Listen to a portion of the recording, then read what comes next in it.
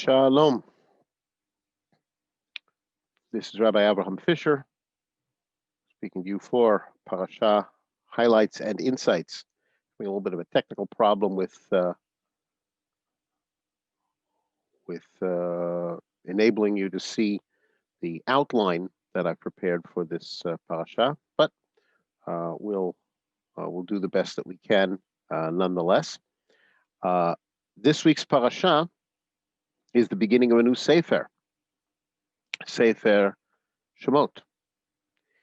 And at the beginning of this new Sefer, we're first of all reminded of the end of the last Sefer, the end of Bereshit. The end of Bereshit,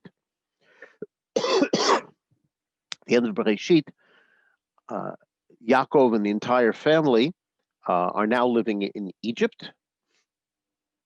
There are 70 souls in the family, and it's remarkable that from those 70 souls, they grow into a very, very large nation indeed. We are taught that the entire generation, Yosef and his brothers, also pass away, and the children of Israel multiply greatly. And this is a source of concern for the king. It says that there's a new king. There's a whole discussion about whether this is actually a new king or a king who changes his behavior, changes his attitude towards Bnei Yisrael. He says that the people of Israel, and he is kind of the first one to call them a people, not just a family, because they're growing so much, says that they're becoming very, very, very numerous. And he is concerned that in case there is a war, this nation, this very populous nation, which is kind of a nation within Egypt, could turn on them, could join their enemies against Egypt. And therefore, the king's plan is for some kind of an activity to be done so that they will stop multiplying. And his initial plan to reduce this multiplying is to give them forced labor. At first, of course, the essential argument is, well, you're guests here, so you should make your contribution to the society by working. But the work gets more and more intense, more and more backbreaking, and the idea behind this labor is nothing short of exhausting them to the point that they will not multiply. But it doesn't work. They continue to multiply more and more. And so the king, Paro, changes the tactic to make it even more severe. And that is a plan to kill the Hebrew babies, the male babies specifically. He speaks to Shifra and Puah, who are the midwives of the Hebrews, and he tells them, when you see that a Hebrew woman is giving birth, take note to see if it's a male or a female, and you know how to kill the baby without it being without any suspicion. They'll think that the baby was just born dead, and if it's a girl, well, let her live.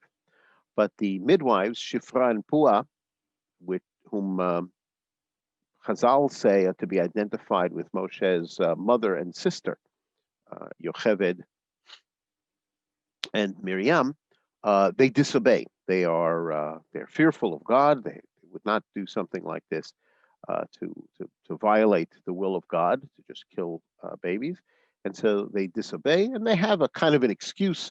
They say, well, by the time we get there, it's already They've already given birth. The Hebrew women are very, very fast. They're very lively. They can give birth without the use of a midwife, and it's very clear that Paro wants this to happen in a way that is undetectable. So that isn't going to work, and therefore he accelerates. He says to the people of Egypt to throw all the male babies into the Nile, which apparently happened. Rashi quotes the Midrash that that on one particular day, this this order was issued for all of the male babies born in Egypt, not just the Hebrew babies, because the uh, the astrologers of Paro predicted that that was the day that someone who could liberate the people of Israel has been born, and it wasn't clear to them whether this person was a Hebrew or an Egyptian. We understand why that wasn't clear, aside from the fact that the astrologers don't always get things accurately right. But in Moshe's case, he's, in a sense, both Hebrew and Egyptian. He's born to the Hebrews. He is a Hebrew, but as we're going to find out, he is raised in among the Egyptians, almost like an Egyptian himself. At this point, we are taught about the birth and the early life of Moshe. We're taught that Moshe's parents come from the tribe of Levi. At this point, the Torah doesn't tell us their names. It's very interesting, very downplayed. Uh, Moshe's birth is not portrayed as particularly miraculous, um, but there are people involved who are instrumental in uh, making Moshe what he is. So when he is born, um, he's born prematurely, and it's only after up to 3 months that his mother can keep uh, his birth a secret. But after the 3 months, the Egyptians are going to come looking for him, and so she takes a basket, makes it watertight, um, places Moshe in it, and places the basket among the reeds on the shore. Perhaps somebody will have mercy on him and save him. And sure enough, the daughter of Paro discovers him. She's down in the water bathing. Chazal say that she wasn't just bathing; she was actually in the process of converting. She was becoming part of the Jewish people, uh, and she discovers him. She discovers this baby in a reed among the reeds, and she concludes logically that this must be a Hebrew baby. Who else would do this? Who else would hide uh, a baby like this?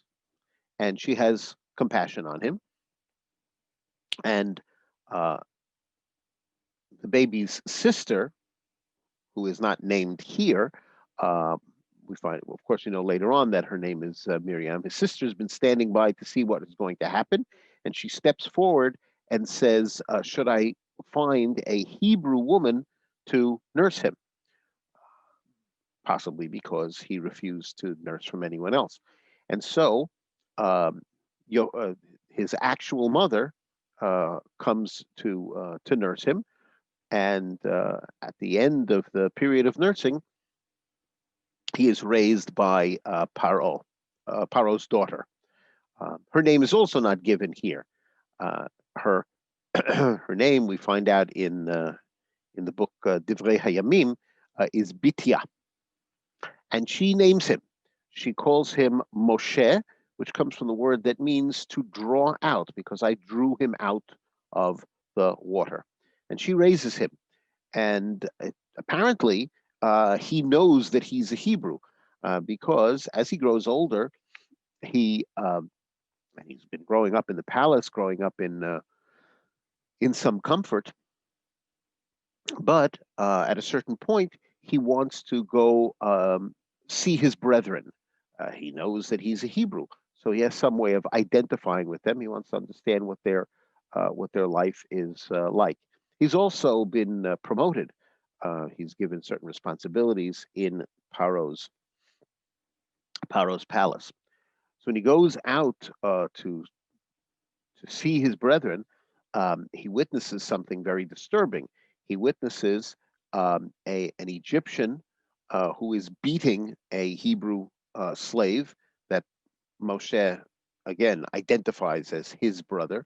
And Moshe intervenes and strikes the Egyptian, and apparently kills him, hides his body in the sand. Uh, the next day, he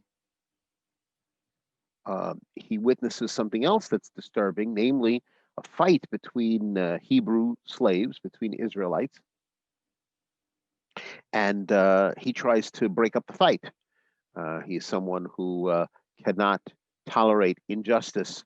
So he says, your brothers, why should you be fighting? And what they say to him in an accusing way uh, is, well, do you intend to kill me the way you killed the Egyptian? And Moshe understands that what he has done, killing the Egyptian, is known, and that is, of course, a problem. And so it's important for him to flee. And he's it's very disturbing that the Hebrews are not only oppressed by the Egyptians, but they're also against each other. And so Moshe flees. Paro apparently has put a price on his head, and he's able to flee out of Egypt, and he goes into the territory of Midian. There in Midian, he encounters another another scene which shows Moshe's character as someone who cannot stand idly by when somebody is being oppressed or treated unjustly. He sees that there are women who are there to take care of the sheep. They're all the daughters of one local chieftain, whose name is Yitro. He's also called a Kohen, a priest. Um, and the male shepherds are annoying them. They won't allow them to draw water. And so Moshe once again intervenes, breaks this up as well, and then waters the sheep. Um, and then he is invited back to Yitro, to Yitro's house. It's very interesting. We have these three incidents about Moshe's character. One where he intervenes when a fellow Hebrew is being beaten by an Egyptian. Second, when he sees fellow Hebrews fighting amongst themselves. And third, when he sees two people who have no real connection to him. They're Midianites. They're not Hebrews or Egyptians, but he intervenes there as well. And this shows that on all three levels, whether he has a personal connection or even if he doesn't have a personal connection, Moshe cannot tolerate injustice.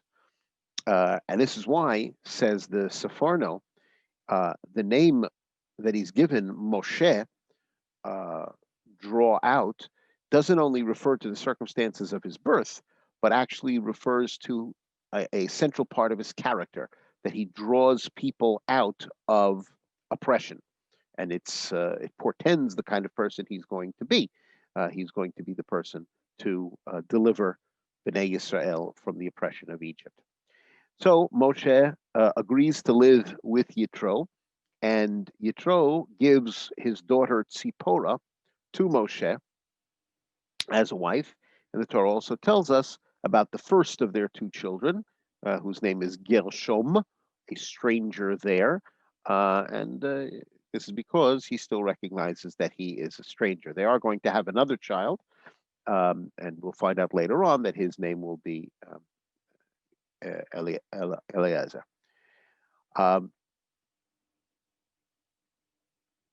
The next section is of the parasha is when Hashem chooses Moshe to redeem Israel. First, back in Egypt, the king dies, and the Hebrews, the Israelites, cry out to Hashem in distress. Apparently, The death of the old king did not bring any relief for them, and so they are very, very distressed.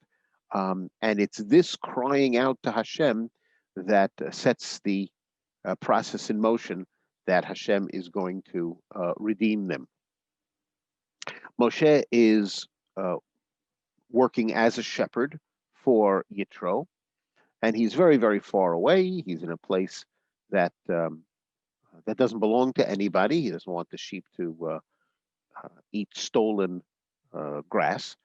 He's going into an open area, and he's actually in a mountain area that we will later know to call Mount Sinai, House Sinai. And while there, he sees a surprising sight. He sees a bush, a sneh, which seems to be burning, and yet it's not being consumed by the fire, and that's very strange. And so he comes closer, trying to understand why this is happening. Moshe has a certain curiosity. And Hashem speaks to him and says, "You're standing on holy ground, remove your shoes." And Hashem identifies himself as the God of Israel, the God of the Hebrews. And he says, the time has come for me to redeem Israel from the Egyptian servitude and eventually to bring them to their land. And Hashem tells Moshe, I hereby send you to Pharaoh to redeem Israel. What ensues is some arguments. Moshe does not feel that he is worthy, and that's what he says. I'm unworthy to do this. I'm not a suitable person to do it. Hashem insists that there will be a sign. The time will come that the nation will worship me at this mountain. We understand what that means because it's at this mountain that they will hear Hashem speak, give them the Aseret Dibrot, and eventually build the Mishkan at the base of the mountain. So Moshe asks, people will ask me, what is your name? What is the name of God? So Hashem says, yeah, I will be what I will be, which seems to mean that Hashem is not knowable beforehand, but I will adapt my actions according to what is necessary. You just have to be prepared for whatever I ask of you. And so Hashem gives Moshe his mission. He says to him, gather the elders of Israel and tell them that Hashem has remembered you. And he uses the same phrase, pakod, pakad, that Hashem has surely remembered you. That's the same phrase that Yosef had said on his deathbed. It's kind of a code, meaning the time for the redemption is at hand. Hashem further tells Moshe, go to before Pharaoh and say that I want my people to be allowed to leave, to go into the desert and worship Hashem. And Hashem says in advance, I'm telling you, Pharaoh will refuse. And it's at that point when Pharaoh refuses that I will send plagues. I will send plagues against Egypt, and the plagues will punish Egypt. And in addition to punishing Egypt, it will also show that Hashem is in control of the forces of nature, not the Egyptian gods.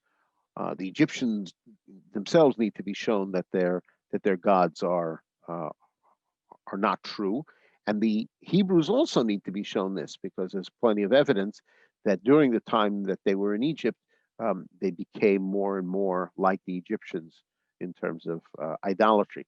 So Hashem says, I will send plagues, and the time will come before you leave that you will ask Egypt to give you silver, gold, garments, as what we might call reparations for the years of servitude. But that was part of the original prediction that Hashem said to Avraham. Hashem had told Avraham that his people will be strangers in a land that's not theirs, they'll be enslaved and oppressed. And when the time comes for them to go, the oppressing people will be judged, and your descendants, Hashem says to Abraham, will leave with great wealth. Uh, that wealth will be the beginnings of the treasury of the people of Israel. Moshe is still not convinced that he is the right person to do this, and he says, "Well, the people will not believe me." And so Hashem says, "I will give you signs so that people will be convinced that I, Hashem, actually did speak to you." Miracles. Um, the first sign is take your staff and throw it on the ground. And he throws it on the ground, and it turns into a snake. And Moshe recoils because it's frightening. But then Hashem says to Moshe, "Now grab hold of the tail of the snake," and he does so, and it becomes a staff once again. Then Hashem says, if they don't listen to that sign, if they're not convinced by that sign, I will give you the next sign. Put your hand into your garments, and he does so. He says, now take your hand out of your garment, and his hand is white as snow. It has been stricken with tzara'at, a disease which probably is not leprosy, as is very often translated, but tzara'at. And Hashem says, now put your hand back in into your garment, and he does so, and he takes his hand out again, and his hand has returned to the way it was before.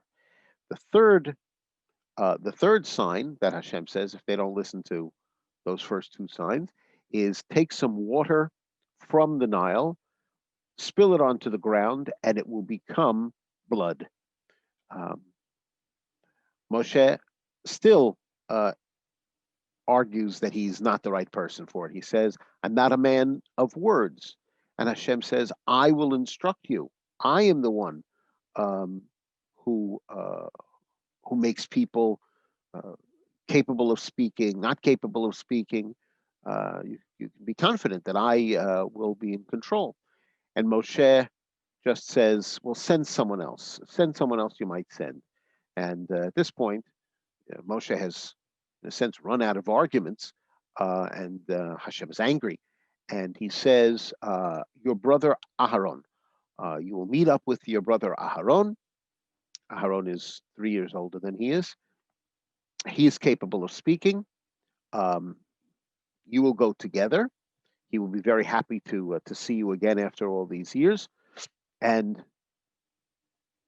I will tell you what to say. You will tell Aharon, and Aharon will do the actual speaking. And Hashem sends Moshe off and reminds him also to take his staff with him, because it's with that staff that Moshe will perform the various signs and miracles and plagues eventually that will be brought upon Egypt.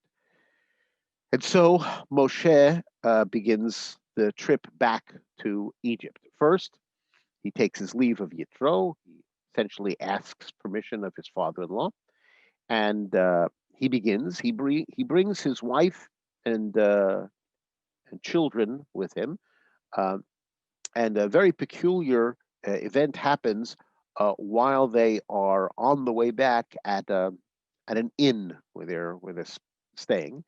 It seems that an angel of Hashem tries to kill Moshe. Chazal explain that Moshe's second son had just been born, and he hadn't given him a circumcision because he had to leave for Egypt.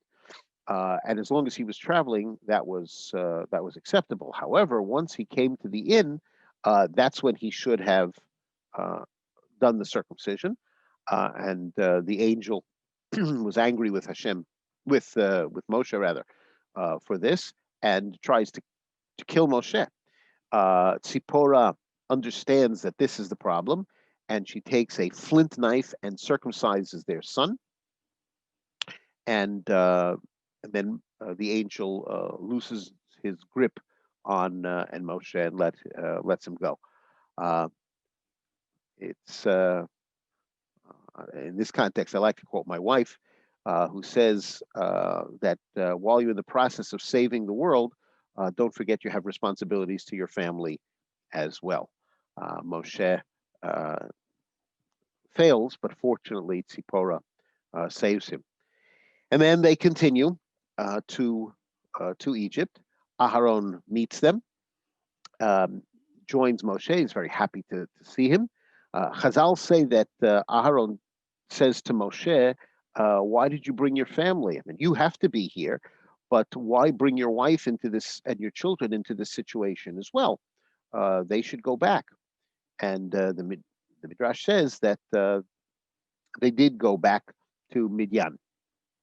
The reason we know this is because much later on in the Torah, Yitro brings Tzipora and the family to be reunited with Moshe. So they must have gone back at some point, and the Midrash says that that it's here at this point that Aharon made that suggestion.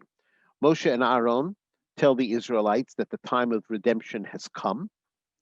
They perform the signs, and the people believe that Hashem has remembered them and that the time of redemption is at hand. Um, and so they come before Pharaoh. Moshe and Aaron come before Pharaoh with the request to release Israel and to allow them to go into the desert to celebrate with Hashem. Paro's response to this is, "Who is Hashem? I've never heard of this. I've never heard of this God. I don't know who Hashem is, and I will not let them go." Um, Moshe and Aaron say that we're talking about the God of the Hebrews, uh, and but Paro has does not pay attention to this at all. As a matter of fact, he increases the suffering of the Hebrews. He says from this point on, the straw that you need in order to make the bricks, which was usually issued to you, given to you, from this point on, you will not be given straw, but you still will have to produce the same quota of bricks. And that means that rather than being provided with straw, they are going to have to gather the straw themselves, which means that they'll have to get up even earlier, take even more time to gather the straw and then to make the bricks. And so the people must find the straw, and the uh, the Hebrew slaves are unable to apparently to produce the same amount of bricks, and so the what happens is that the Egyptian taskmasters who are over the Israelite officers, who are over the Israelite slaves, the Egyptian taskmasters beat the Israelite officers. There's a hierarchy in Egypt. Um, if the slaves aren't doing what they're supposed to do, the Egyptian taskmasters don't beat the slaves; they beat the officers. They held them responsible. The Israelite officers, to their credit, do not pass the beating on to the Hebrew slaves, but they do have a complaint. They complain before Pharaoh, saying this is an impossible situation. And Pharaoh says you're lazy. That's the only reason why you're asking for things like going out to worship your God. And then, of course, the officers complain before Moshe and Aharon, and Moshe complains before Hashem. Things haven't gotten any better; they've actually gotten worse. Uh, but that's the way of Hashem's redemption. When things seem to be getting even worse, that's when the redemption begins. And the parasha concludes with Hashem saying to Moshe, "Now you will see what I will do to Paro. Uh, I, I I will redeem Israel, and when the time comes, he will expel them with a strong hand." I wanted to share with you some ideas from the Ramban, who writes an introduction to this parasha. to the Sefer, talking about what is special about Sefer Shemot. Um, in summary, here's what he says. He says that when the book of Bereshit is a book of creation. It's a creation of the world. It's a creation of the Jewish people. It's the beginnings. It's the patriarchs and the matriarchs, and so on. And when we come to the end of Sefer Bereshit, that creation is done, because the people of Israel have been created, at least in their most basic sense, namely the family of Yaakov. Now comes Sefer Shemot, and Sefer Shemot, of course, is about the first galut, the first exile, and the first oppression. Of course, that's why in English we call the book of Shemot Exodus, because it's the book of the Exodus from Egypt. But there's still a question, and that is, why does Sefer Shemot not only include the oppression of Egypt and the Exodus from Egypt and the giving of the Torah at Mount Sinai, but why does the book of Shemot continue as far as it does? We're going to see as we go through Sefer Shemot that it's not only about the Exodus, about Yetziat Mitzrayim and the giving of the Torah. It includes the building of the Mishkan. So that's part of the Ramban's question. So the Ramban explains that the galut, the exile, the oppression, is not complete just because the children of Israel leave the territory of the land of Egypt. There's still much more that needs to be done. The galut is not over for them until they attain the same level of sanctity that their ancestors, Avraham, Yitzhak, and Yaakov, had attained.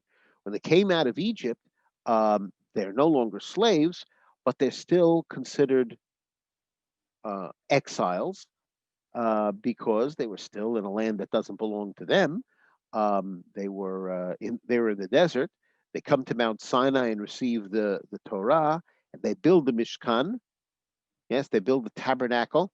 And when they build the tabernacle, as we find at the very, very end of Sefer Shemot, it's at that point that the Shekhinah, that the divine presence, comes to reside in the midst of Bnei Israel in the Mishkan.